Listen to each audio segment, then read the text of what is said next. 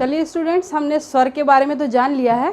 अब स्वर के बाद आते हैं हमारे व्यंजन, और जिनके बारे में जानना बहुत ज़रूरी है क्योंकि इनके बारे में बहुत से सवाल बनते हैं ऐसे, और छोटे छोटे सवाल हैं जिनको अगर हम हल कर लें अच्छे से, और अगर ये वीडियो को देखने के बाद आप बहुत से सवालों को आसानी से हल भी कर सकेंगे। और हम सभी जानते हैं कि व्यंजन वो वर्ण होते हैं जो स्वर की सहायता से बोले जाते हैं, और इनको कहा जाता है कि ये पराश्रित, समझ लीजिए कि स्वरों पे आश्रित होते हैं, और स्वर हमारे स्वतंत्र होते हैं और ये परतंत्र होते हैं। तो हम व्यंजनों के बारे में जानते हैं, और जैसा कि हम जानते हैं कि हमारे पास व्यंजनों के कई कैटेगरी है या कई प्रकार हैं। तो सबसे पहले हम जानते हैं कि व्यंजन हमारे जो है, सबसे पहले आते हैं हमारे स्पर्शी व्यंजन।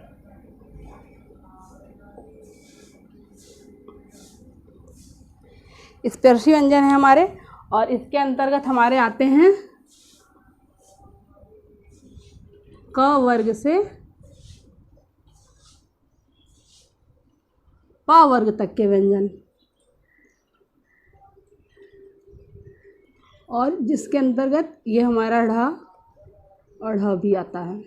ठीक है, अब हम इसी में आगे ये भी जान लेते हैं कि क्योंकि जब हम व्यंजनों को बोलते हैं तो मुंह, कंठ से लेकर के होंठ तक का इस्तेमाल हम करते हैं, प्रयोग करते हैं, और कौन सा वर्ण कहाँ से निकल रहा है, कौन से वर्ग के व्यंजन कहाँ से निकलते हैं, ये जानना बहुत ही ज़रूरी है क्योंकि इस तरह के भी प्रश्न अक्सर बनते हैं।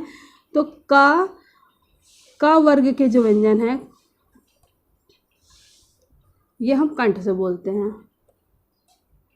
आप इसको खुद भी बोल करके महसूस कर सकते हैं, क ख ग घ अंगा, कंठ से ये स्वर आ रहे हैं पूरे। फिर क वर्ग हमारा आ गया, उसके बाद आता है हमारा च वर्ग।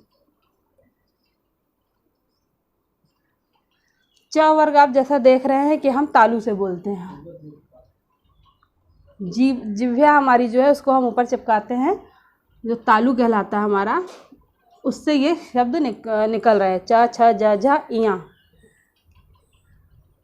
फिर आता है ट वर्ग।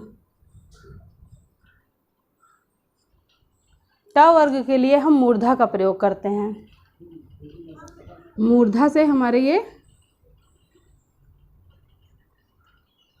फिर आता है हमारा त वर्ग, जिसको बोलने के लिए हम दंत, और उसके बाद आता है प वर्ग, इसके लिए होठ या ओष्ठ। बहुत ही आसान है इसे पहचानना। अगर परीक्षा में कभी आए और आपको लगे कि नहीं समझ में आ रहा है कि कौन ये वर्ग का व्यंजन कहाँ से निकल रहा है, तब उसे अगर बोलेंगे तो आपको बोलने से ही समझ में आ जाएगा कि ये मूर्धा से है, तालु से है, कंठ से है, दंत से है। ये तुरंत ही आपको समझ में आ जाएगा आसानी से। इसके साथ ही हमारा ड़ और ढ़, जैसा कि मैंने बताया, ये हमारे स्पर्शी व्यंजन है। और सबसे बड़ी चीज़ आप इसी के अंदर ये भी जान लीजिए कि क वर्ग, ये प्रत्येक वर्ग का जो पंचम अक्षर है, क ख ग घ अंगा, च छ ज झ इया, अंगा, च छ ज झ इया, टा ठा डा डा, अणा, ता था दा धा, न, पा फा वा भा मा। ये हमारे नासिक के व्यंजन हैं। ये आप जान लीजिए कि हमारे नासिक के व्यंजन हैं। और इसके साथ ही जो हमारा ये स्पर्शी व्यंजन है, इनको हम वर्गीय व्यंजन भी कहते हैं, क्योंकि कभी कभी ये प्रश्न भी बन जाता है कि वर्गीय व्यंजन कौन से हैं।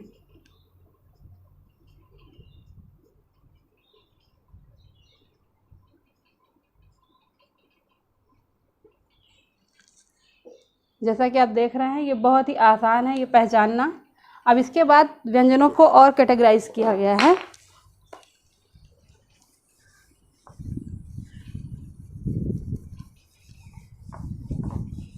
सबसे कठिन हो जाता है हमारे लिए जानना कि कौन सा व्यंजन अल्पप्राण है, महाप्राण है, सघोष है, अघोष है।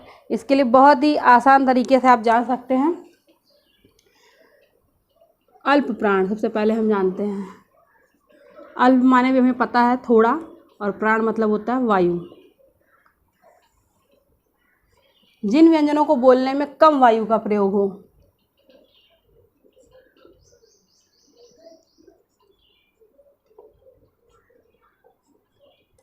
जिन व्यंजनों को बोलने में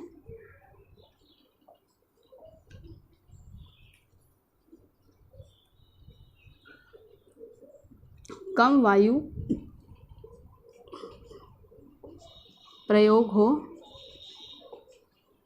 वो अल्प प्राण कहलाते हैं।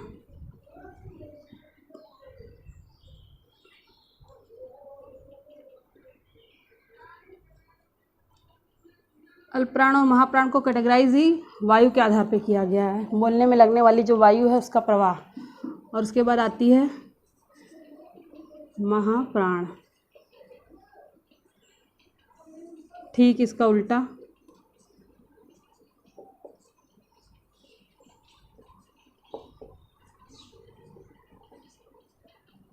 जिन व्यंजनों को बोलने में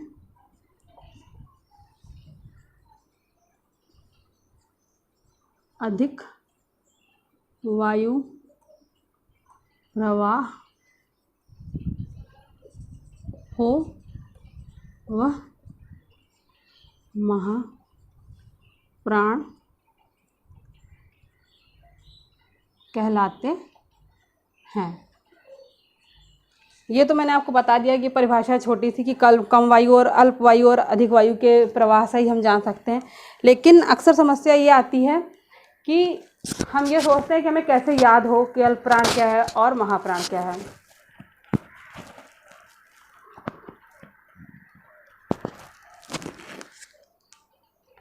चलिए यहीं पर हम जान लेते हैं सघोष और अघोष के बारे में भी।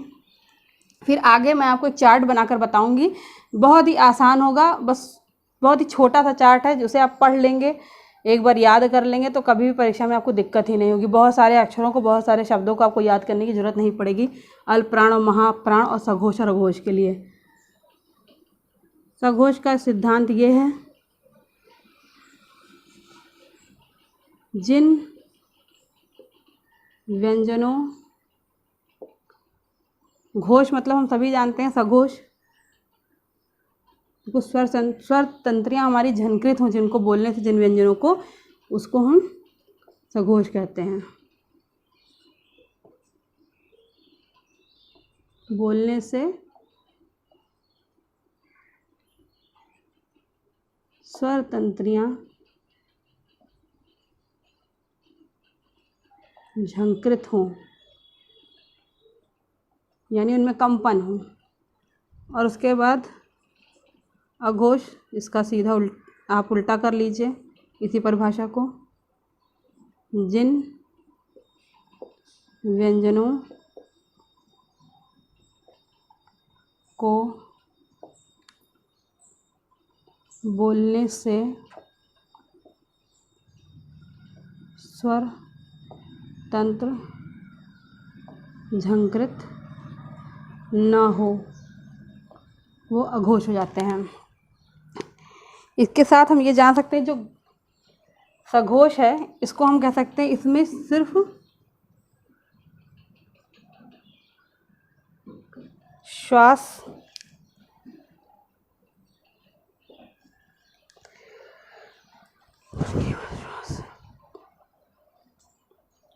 सघोष के लिए हम कह सकते हैं इसमें नाद होता है, यानी झंकृत होती है हमारी स्वर तंत्रियाँ, यानी नाद। और यहाँ पर अघोष में श्वास,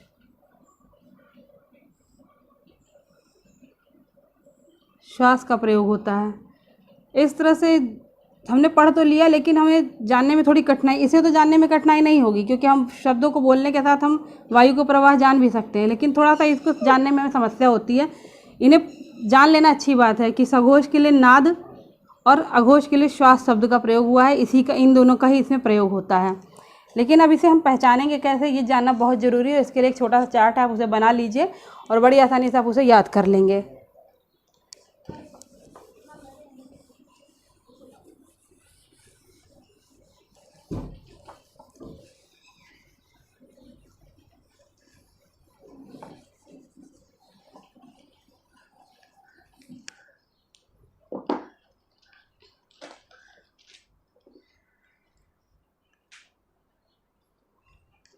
चलिए आगे बढ़ते हैं। चलने से पहले आपको ये बता देते हैं कि जो हमारा ये च वर्ग है इसको हम संघर्षी भी कहते हैं, संघर्षी व्यंजन। ये बहुत ज़रूरी है जानना, क्योंकि अक्सर ये प्रश्न बन जाता है कि संघर्षी व्यंजन कौन कौन से हैं। इसको आप जान लीजिए कि च वर्ग हमारे संघर्षी व्यंजन होते हैं।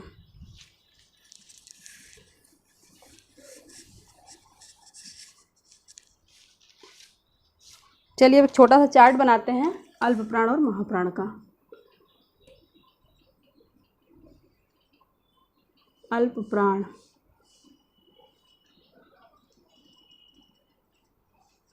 और यहाँ हमारे पास महाप्राण।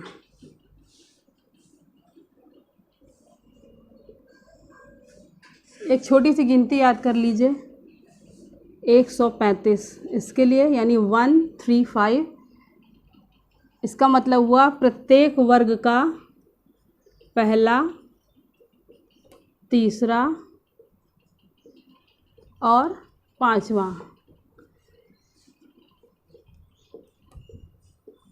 ये हमारे अल्प प्राण होते हैं।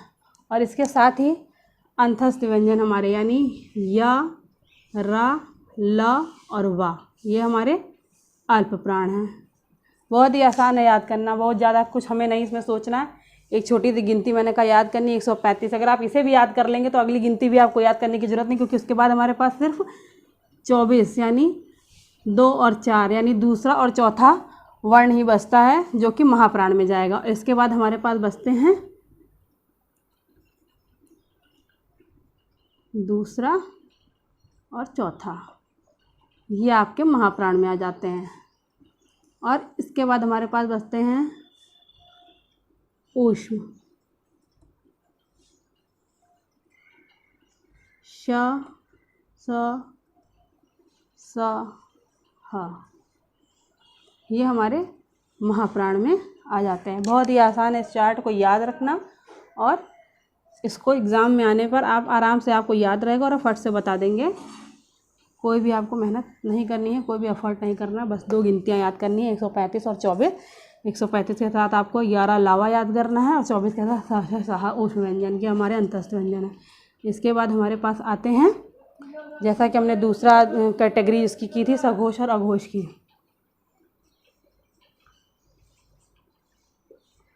सघोष और अघोष,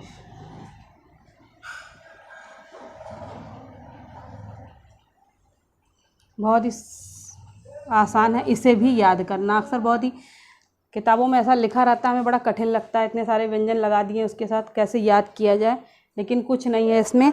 आपको सघोष के लिए एक गिनती याद रखनी है, 12।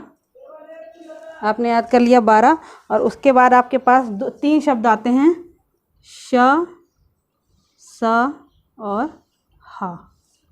ये 3 हैं, ये सघोष में आते हैं।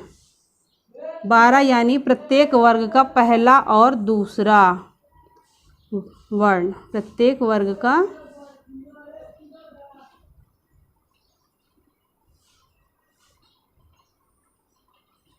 पहला और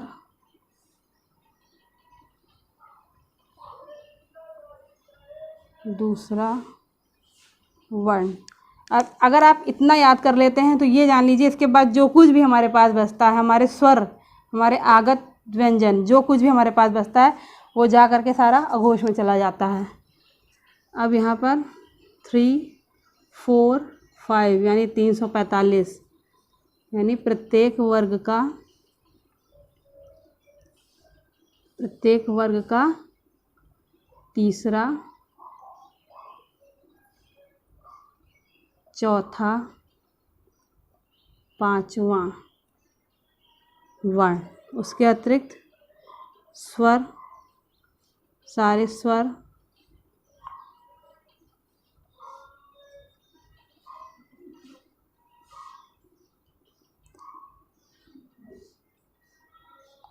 ये सब कुछ हमारा जो है, ये सारा कुछ हमारा जो है इसमें चला जाता है अघोष में।